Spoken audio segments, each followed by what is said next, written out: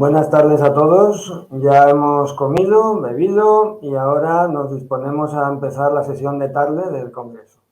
Tenemos previsto una charla muy interesante que nos la va a dar Agustín Campos, que es el jefe de otología del Hospital General de Valencia, y versará sobre la cirugía otológica endoscópica. Entonces, es un tema muy interesante que promete ser el futuro de la otología y nos lo va a contar Agustín. Cuando quieras, tienes la palabra. Bueno, pues muchas gracias a todos. En primer lugar, agradecer al comité organizador, a Manolo, por contar conmigo y al presidente de nuestra sociedad por mantener activa nuestra sociedad de esta forma. Y ya sin más preámbulos, pues voy a pasar al tema, que es la cirugía endoscópica de oído, las posibilidades de la cirugía endoscópica de oído.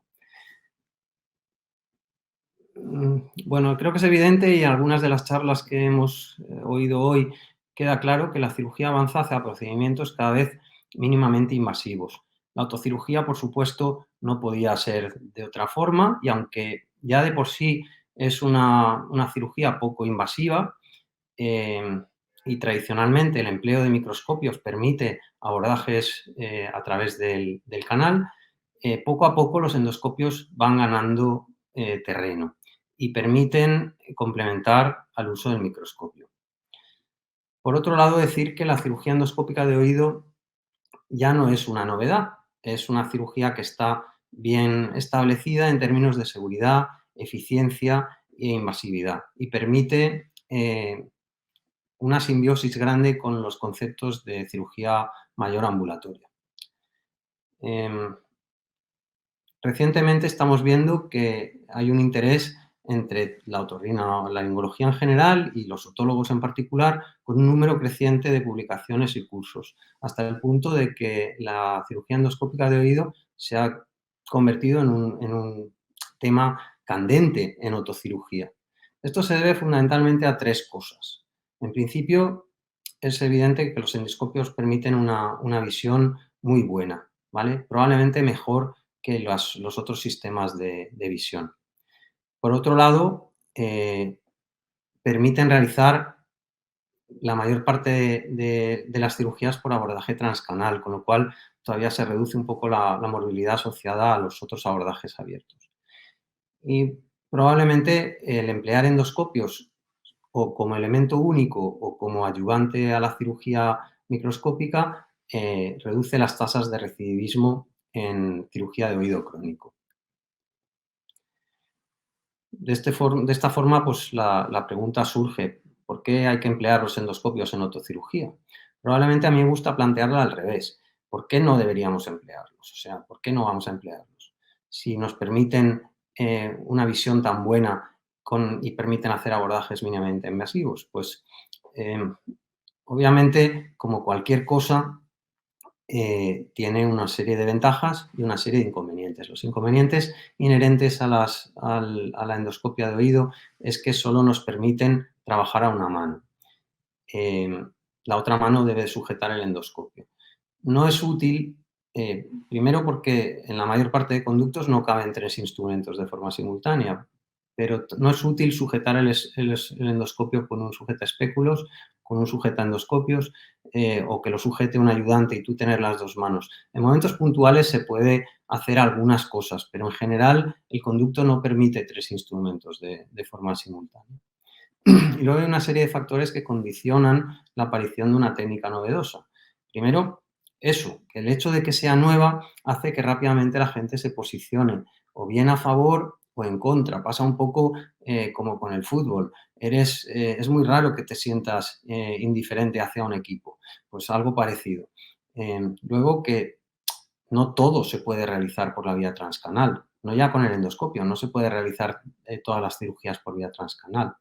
Luego, pues, por supuesto, la mayor parte de nosotros trabajamos con una presión asistencial importante, con unos números que hay que sacar, unos partes de quirófano que hay que cumplir y, bueno, pues a lo mejor no estamos en condiciones de incorporar técnicas con el aprendizaje que eso requiere, porque esto es una de las cosas más importantes y es que necesitas ir aprendiendo lo que el instrumento te ofrece a ti en particular.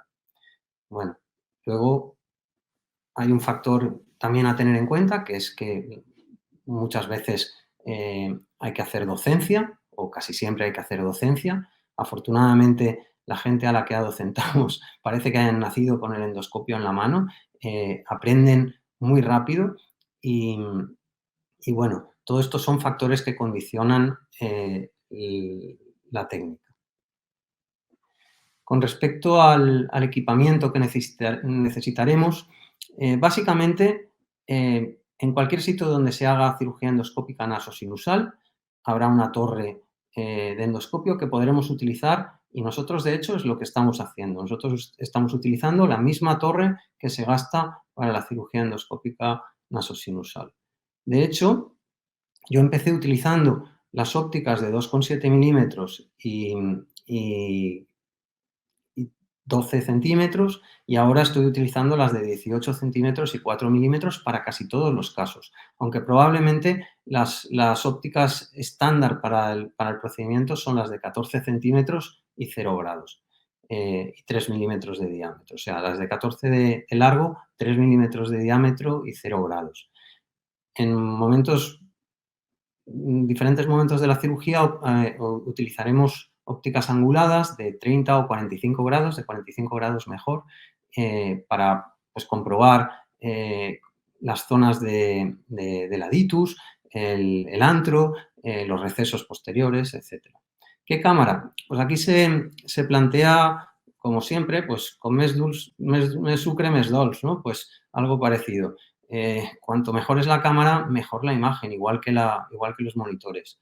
Nosotros tenemos una cámara HD, pero hay disponibles en el mercado cámaras Full HD, 4K, incluso mejores, 8K creo que hay.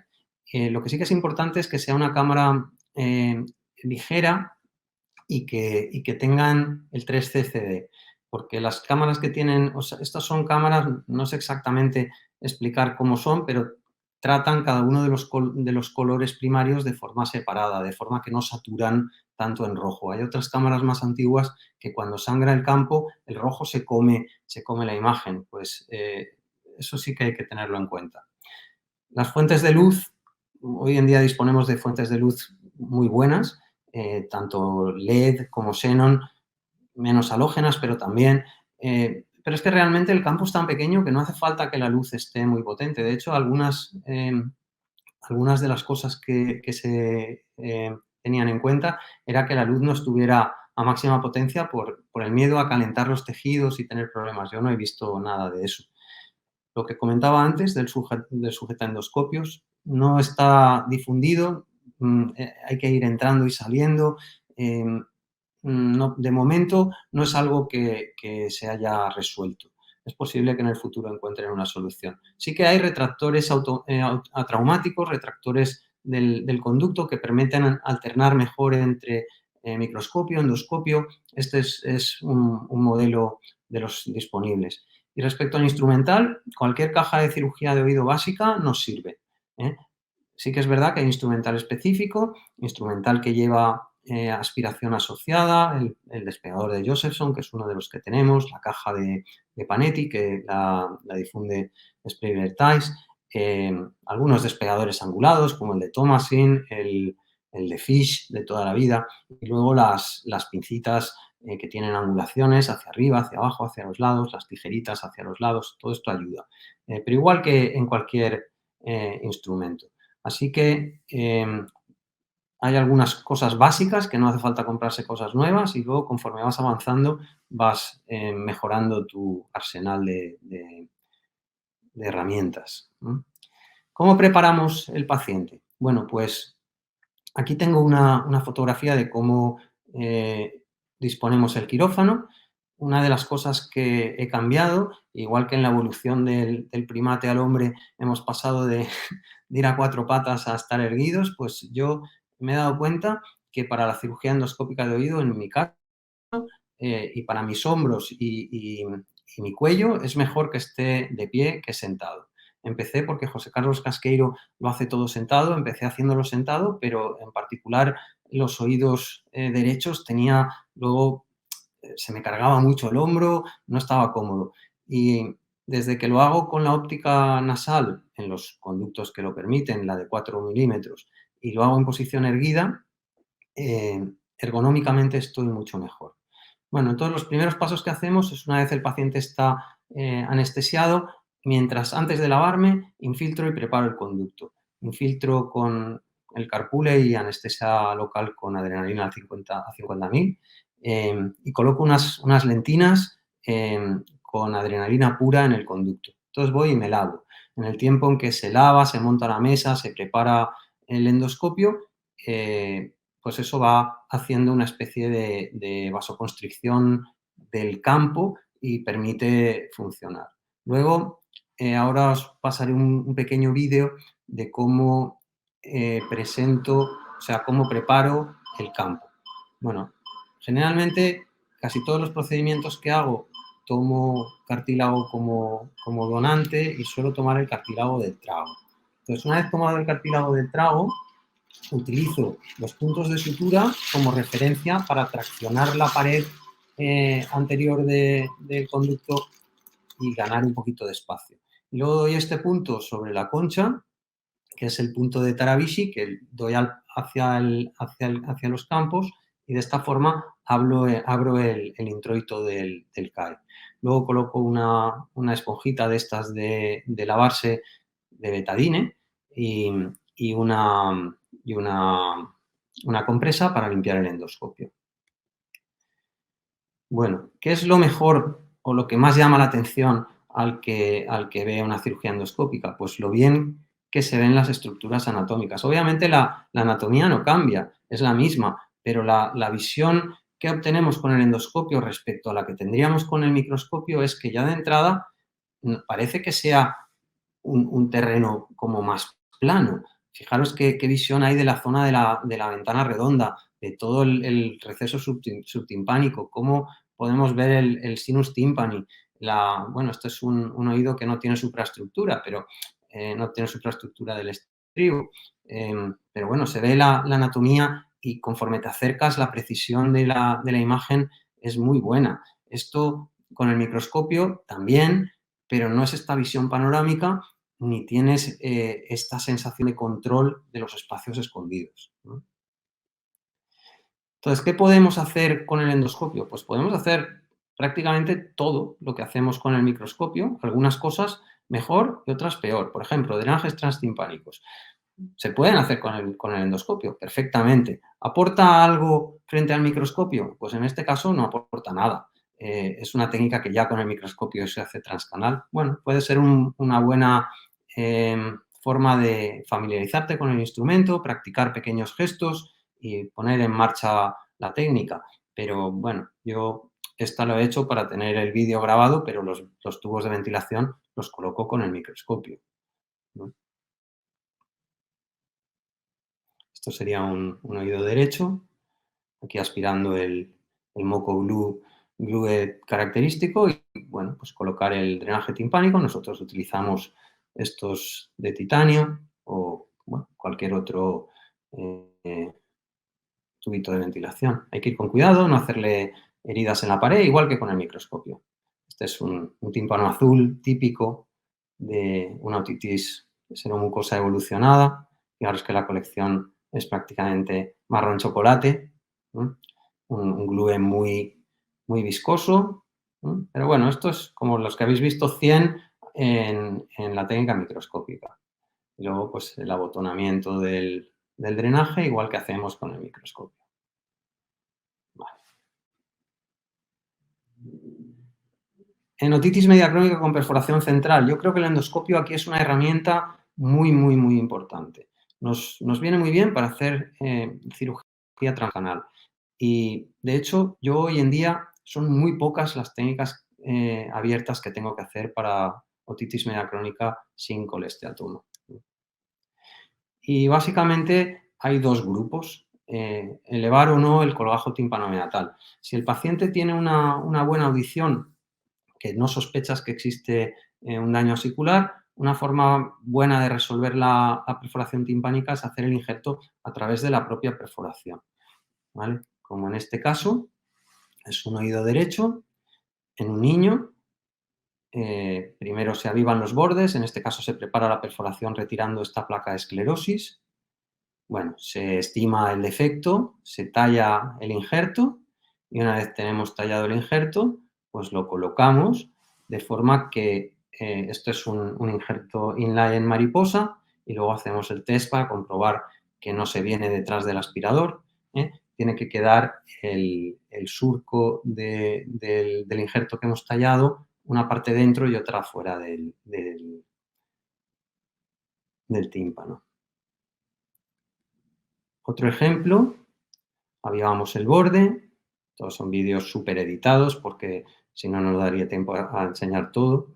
Aquí pues esto tampoco lo hacemos así, lo hago para enseñar cómo se prepara el injerto de mariposa. Simplemente con el bisturí se le hace un surco al injerto y se coloca como si fuera un drenaje timpánico. Una parte dentro y otra fuera de la perforación. Vale. El siguiente caso sería cuando ya tenemos una miringoplastia en la que hay una pérdida auditiva o la perforación timpánica es tan grande que ya no queremos colocar el injerto únicamente a través de la perforación o debemos revisar la cadena. Por ejemplo, como en este caso, aunque a veces la revisión la puedes hacer incluso a través de la propia perforación. Aquí vemos el protímpano, el área de la trompa de Eustaquio, la cadena osicular que veíamos que estaba íntegra, no sabemos si estaba móvil. Bueno, empezamos la técnica elevando el colgajo timpanomeatal. Hacemos una incisión que al menos debe de llegar hasta las 12 horas. Una parte muy importante de la técnica es bajar bien el colgajo desde la parte superior, ¿vale? Para eso hacemos esta maniobra que se llama de globing del martillo. Bajamos todo el colgajo timpanomeatal y desepitelizamos el mango del martillo para luego poder tener un buen control de toda esta zona, ¿vale? Aquí pues hay una placa de esclerosis, pues la retiramos también para preparar el terreno para colocar ahí luego el injerto. Hemos revisado la movilidad de la cadena, que estaba íntegra y móvil, y colocamos este injerto, que en este caso es pericondrio y cartílago, en una placa única que hemos tallado con una muesca en lo que llamamos pues, comecocos o Pac-Man, ¿vale? Esto es una forma de resolver la perforación timpánica igual que haríamos con el microscopio. Una vez está puesto el injerto en su sitio, pues rebatimos el colgajo, comprobamos que la perforación queda bien sellada y taponamos. Este sería el aspecto postoperatorio de la miringoplastia, ¿vale? Con la muesca sobre el martillo, la neovascularización y la buena integración del injerto sobre la membrana timpánica. Esto es una fotografía a los 2 meses del procedimiento. Algunos casos un poquito más avanzados, en los que ya existe lisis osicular, que vemos a través de la otoscopia. Este es un paciente que tiene una perforación de cuadrantes posteriores y una zona de atelectasia y atrofia con lisis de la rama larga del yunque. Pues bueno, primero diseñamos la incisión desde las 6 a las 12, un poquito incluso más hacia adelante. Despegamos el colgajo, rebatimos. En este caso hacemos una pequeñita curetaje para sacar el yunque y luego el yunque lo remodelamos y lo transponemos. Esta es la técnica de Guilford de transposición del yunque. ¿Vale? Una vez comprobamos que se queda una neocadena estable, pues luego injertamos la zona perforada, en este caso con cartílago o con pericondrio o con lo que queramos. Rebatimos de nuevo el colgajo y comprobamos que la perforación quede bien sellada. Y taponamos. ¿Vale?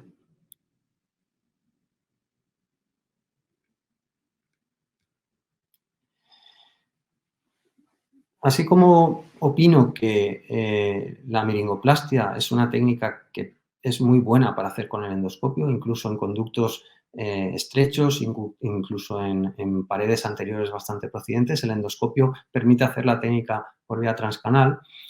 la estapedectomía se puede hacer también con endoscopio. Ahora, yo creo que esto es una indicación como mínimo controvertida. ¿Por qué? Pues porque, sinceramente, es una técnica que ya se hace a través del canal en el 95% de los casos con el microscopio, con lo cual algunas escuelas hacen técnicas abiertas, pero no es lo habitual. Lo habitual es que la mayor parte de cirujanos hagan la técnica de estapedectomía por la vía transcanal. Y es una cirugía que todos los que hacen oído saben que el margen entre el éxito y la complicación es muy pequeño. Entonces, no creo yo que sea una cirugía para iniciarse y tampoco creo que sea una cirugía en la que el endoscopio aporte mucho. Es verdad que se ve bien la zona de la fosa oval y con el endoscopio se puede trabajar, pero con el microscopio se controla muy bien la zona de la fosa oval. Y por otro lado, el curetaje de la escotadura de Rosen no se puede prescindir porque aunque puedas ver bien con el endoscopio, luego necesitas introducir la prótesis, necesitas espacio para poder introducir la prótesis. La morbilidad sobre la cuerda del tímpano tampoco se ha visto que mejore sustancialmente por el hecho de emplear endoscopios frente a microscopio. Y fundamentalmente es porque el tiempo de trabajo sobre la platina, tanto la platinectomía como la platinotomía, y por supuesto la inserción y el ajuste de la prótesis se ve significativamente dificultada. Así que todo esto hace que la indicación sea controvertida. No obstante, es una técnica que se hace y se hace mucho y se hace bien. Ahora os voy a mostrar un vídeo que me ha prestado Ricardo Bartel, que es uno de los cirujanos del grupo de Francesc Cruellas en Bellvitge y que, bueno, pues demuestra que es una técnica que se puede perfectamente hacer con endoscopia. Os lo dejo con sus comentarios, que es un vídeo que editó Ricardo y que tiene colgado me parece, en su canal de YouTube o no sé exactamente. Así que os dejo los comentarios de Ricardo. Aunque están en inglés, se entiende todo perfectamente. Hello, today the topic is about staph surgery. We're going to perform an endoscopic stapedotomy. First, as usual in every surgery, we start by raising our tympanomeatal flap. Within this flap, I like to use it to do it better with the Bobby. At first, I will decrease your surgical time a lot because the idea of this surgery is to obtain a blood-free field, surgical field, and at the beginning of performing this kind of procedures, it will help you a lot to control bleeding. Here, the tympanomeatal flap is not necessarily a big flap because you have to expose only the posterior aspect of the tympanic frame to enter the middle ear space, because we're going to work in the oval window and in the incudus-tapezial joint. As usual, we start entering the middle ear space within the potympanum, and then we have to expose, as usual, the lateral process of the malleus. Exposing the lateral process of the malleus, as you can see here, will give you a better exposure of the attic and mobility of the tympanomeatal flap to get it off from your surgical field. As you can see here, we are now in the middle ear space, and now to expose the chordotympani nerve, we're going to move it from the field, trying to dissect it gently to avoid damage to the chorda, and we can take it out from our field. Take it some of the webs inside the middle ear space. Sometimes you can find it even though it's not inflammatory space. And now we are going to use some minimal curettage here because it will give you the space you need. You don't have to do a lot of curettage right now because the endoscope will give you the view you need, but still the prosthesis is a straight in element, so you'll need some space to introduce the prosthetic. So we're going to take and now we proceed to disarticulate the inclustopical joint. This step is, well, quite standard to every stapedotomy. Posterior to this articulation, we're going to proceed to cut the tendon of the stapes. I like to use the sickle knife, or instead of a scissor, because the scissors are very big, and with a sickle knife is just good. To fracture the crura of the stapes, I like to use the same micro drill that we're going to use to perform the foot plate fenestration.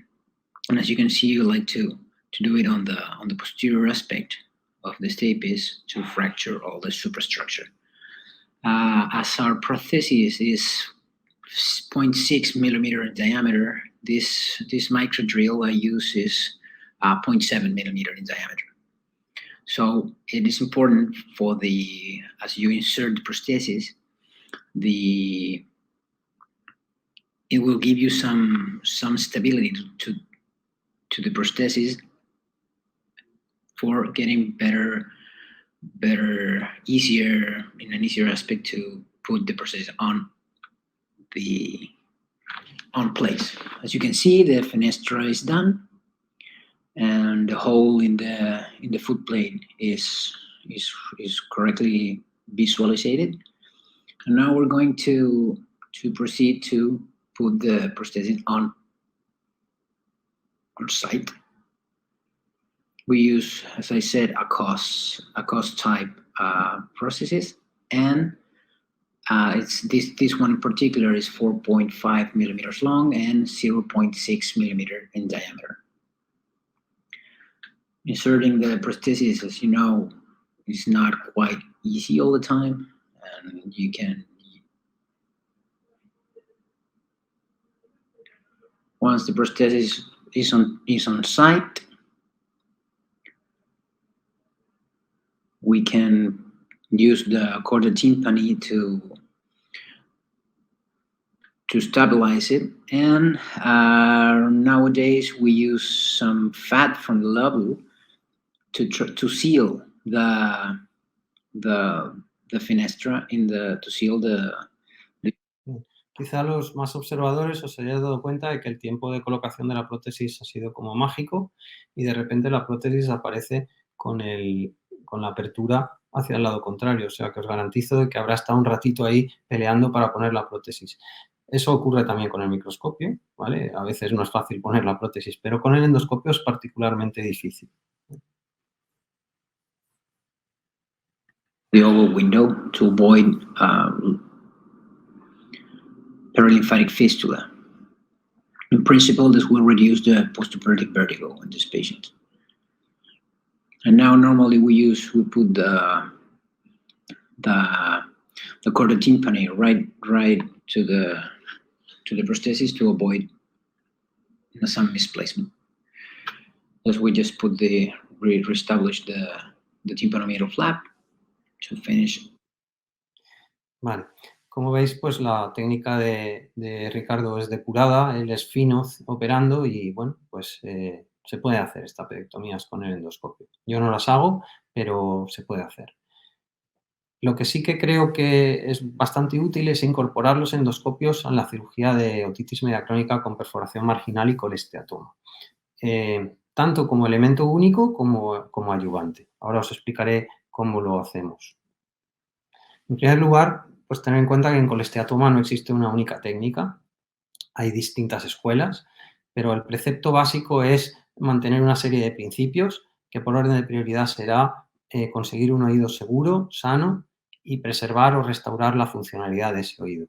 Entendiendo por función no únicamente la audición, sino en el caso de que no podamos restaurar la audición por medios quirúrgicos, pues que sea un oído que permita alojar un audífono o que tolere exposiciones al agua o que como mínimo no sea otorrino dependiente para sus limpiezas.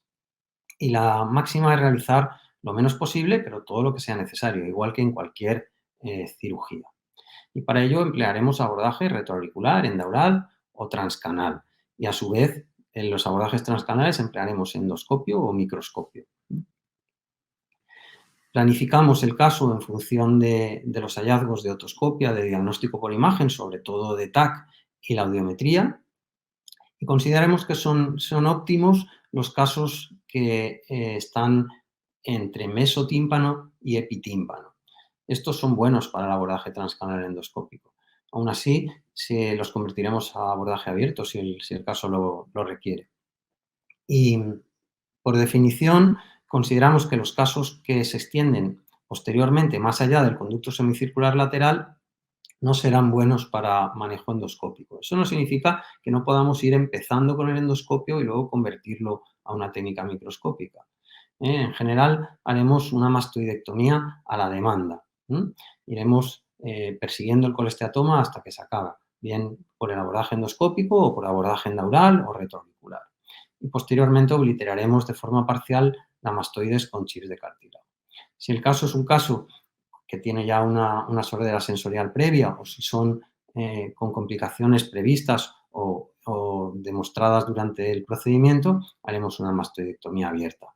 En los casos que lo precisen, mastoidectomía radical clásica o incluso anulación del oído medio.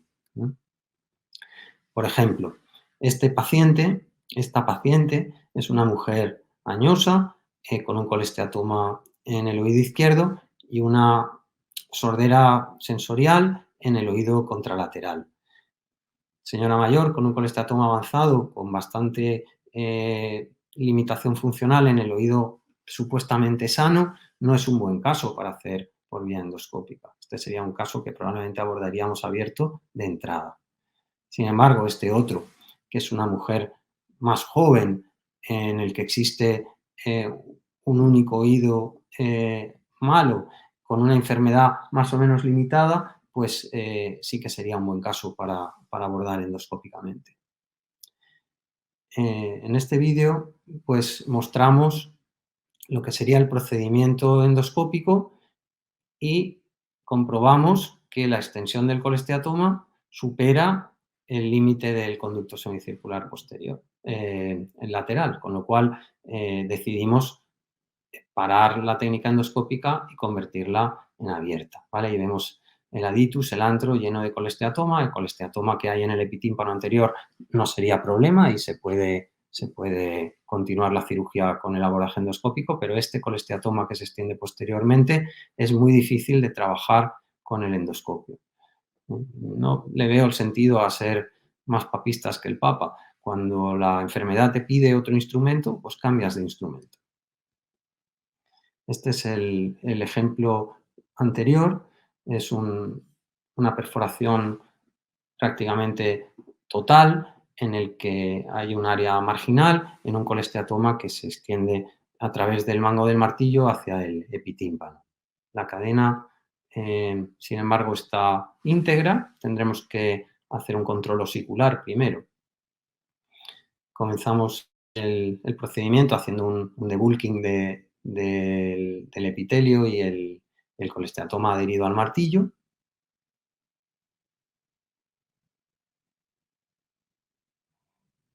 Esto es un oído derecho.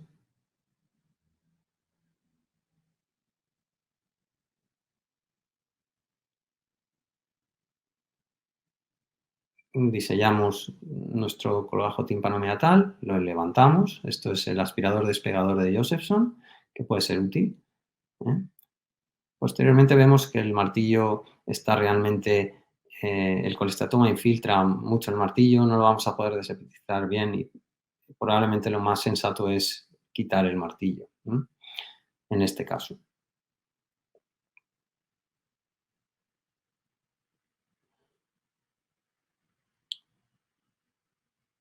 Vemos cómo el colesteatoma se mete por debajo del martillo. Desarticulamos, la cadena estaba íntegra y aunque tenía una sordera conductiva, la cadena había que desarticularla. Retiramos el yunque. En este caso retiramos el martillo de forma completa. Otras veces cizallamos el cuello y solamente retiramos el cuerpo del martillo, o sea, la cabeza del martillo.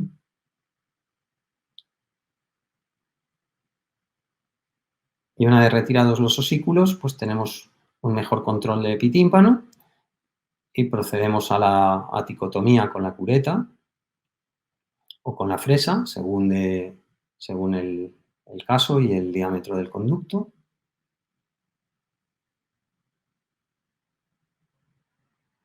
Seguimos hasta que tenemos un buen control de la exéresis. A veces sale en bloque, la mayor parte de las veces el colesteatoma sale en varios trozos.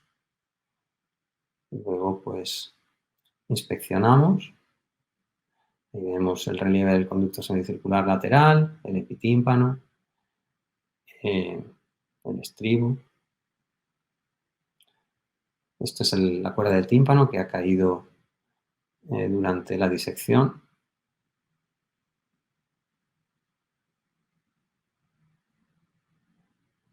Y una vez damos por buena el tiempo de exéresis, pues procedemos a la reconstrucción, que la hacemos,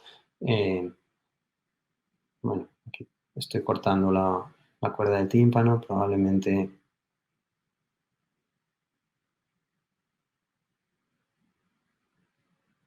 inspecciono que no queden nidos de colesteatoma.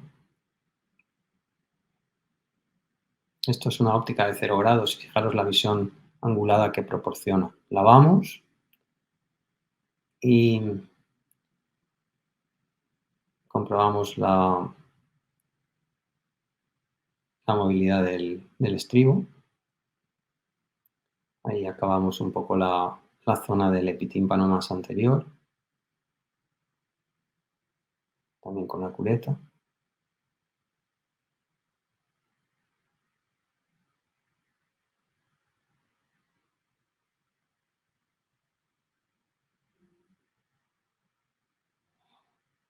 Es la zona de transición entre lo que es el tensor del músculo del martillo y el COG, que es una ruta de ventilación accesoria hacia el epitímpano anterior. Al quitar la cabeza del martillo, pues esa zona queda muy, muy accesible.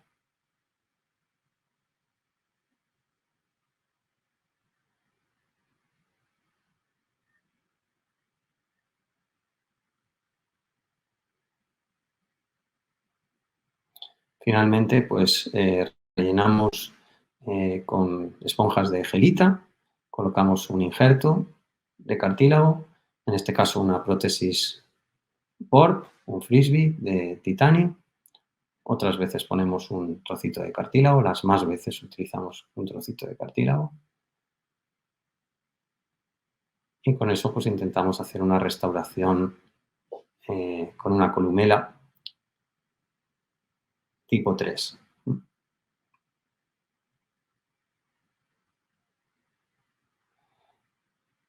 Rebatimos el colgajo, rellenamos las zonas en las que queda hueso con pericondrio. Vale. En este otro caso, también un oído derecho, ese es un procedimiento parecido. Primero control osicular.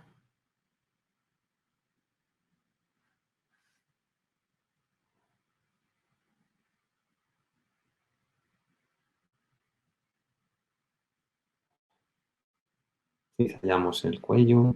Con el despegador de Fish buscamos un plano para disecar el saco del colesteatoma.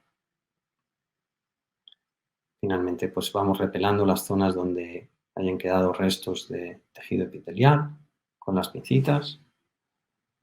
Trabajamos la fosa oval con el pinchito curvo para retirar adherencias y comprobar que el estribo mantiene una buena movilidad.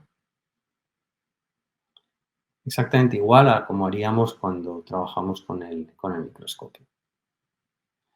De hecho, a mí me gusta mucho decirlo, esto realmente la cirugía endoscópica de oído no es una técnica, son las mismas técnicas, pero en lugar de utilizar el microscopio, utilizamos el endoscopio. Fijaros cómo el endoscopio pues, permite ver muy bien pues, el antro, y todo el epitímpano. Y asegurarnos de que no nos dejamos restos. Si queda algún resto, pues poder rescatarlo después. Luego hacemos una plastia del scutum con cartílago y injertamos el... Vale. Y el último ejemplo de colesteatoma, esto es un oído izquierdo, pues la típica costra radical. Al retirarla nos queda una perforación marginal, diseñamos la incisión, en este caso con la punta de tungsteno, despegamos el colgajo timpanomeatal y accedemos a la región del ático, procedemos a hacer la ticotomía con la cureta. Los tiempos, como veis, se repiten y es porque los casos generalmente son los mismos, son colesteatomas pequeños o medianos y los tiempos son siempre similares. En este caso el conducto permitía introducir la fresa, ¿vale? Aquí vemos cómo la disección prosigue con el instrumento de Fish, con el elevador de Fish, que tiene este ángulo que es muy bueno para despegar.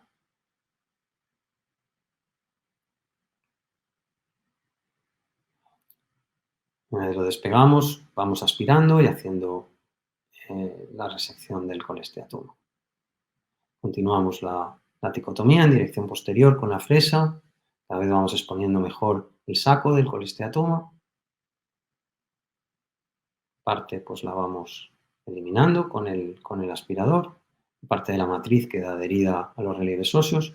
A veces devolvemos el colgajo a posición pues para comprobar y orientarnos de dónde están las estructuras. Esto sería la cabeza del martillo con el colgajo en posición. Devolvemos otra vez el colgajo a rebatirlo y continuamos el tiempo de exéresis despegando el saco del colesteatoma de la zona del epitímpano más anterior. A veces ponemos un trocito de lentina para ayudarnos a que la disección sea más roma, con los aspiradores y con las fresas, en fin, vamos haciendo la disección. Estos vídeos que están muy editados, pues, pero bueno, esto es un procedimiento que igualmente tarda 1 hora y media o 2 horas, igual que más bien 2 horas cuando haces este tipo de cirugías, igual que cuando lo haces con el microscopio. Y luego, pues, lo mismo, inspeccionas aditus, antro, la zona del ático, trabajas la fosa oval, los recesos, el sinus tympani, el área del receso facial con la cureta. Y finalmente, pues, estimas el defecto y lo injertas. En este caso, rellenamos con gelita y creo que utilizamos cartílago. Un donut de cartílago sobre el estribo y unas planchas de cartílago haciendo la scutumplastia.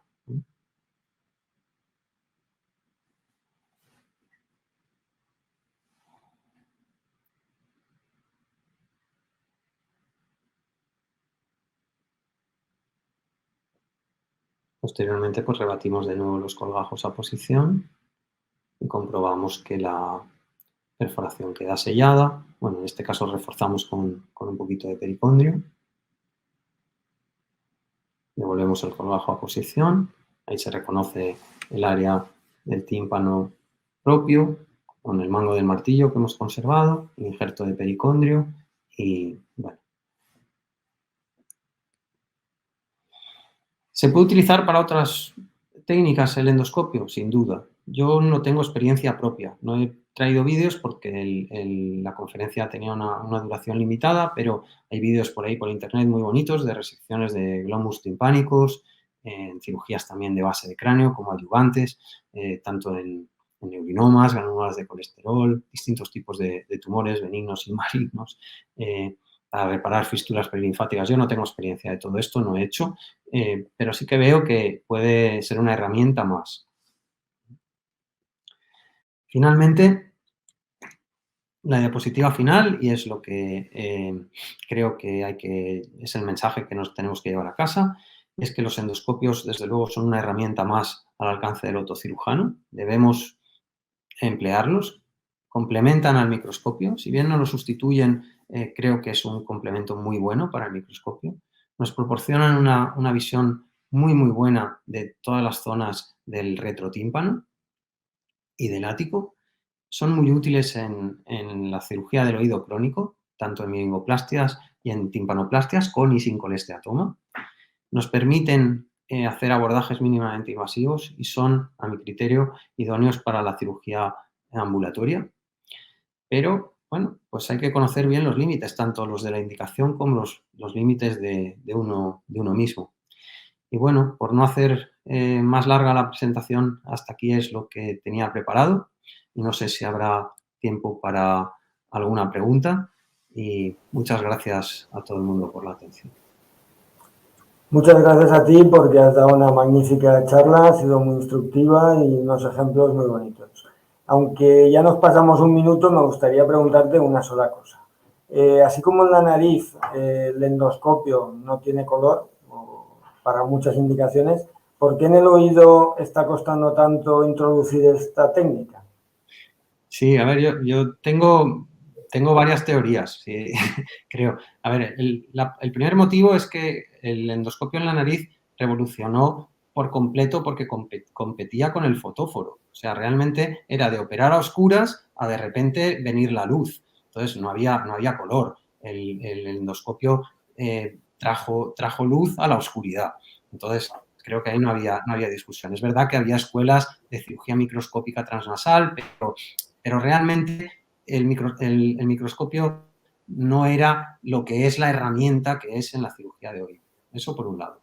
Luego, por otro lado, es que la cirugía endoscópica en el oído está costando de arraigarse, pero ya ha llegado, esto ya se va a quedar, Ángel, no te quepa duda. La generación futura operará casi todo con el endoscopio y con instrumentos que todavía no conocemos, que harán cada vez abordajes menos invasivos. Pero bueno, yo pienso que una parte importante de que no acabe de cogerse es que los otocirujanos establecidos no se manejan bien con el endoscopio y nos cuesta o les cuesta dar el brazo a torcer de empezar un poco de cero en según qué cosas.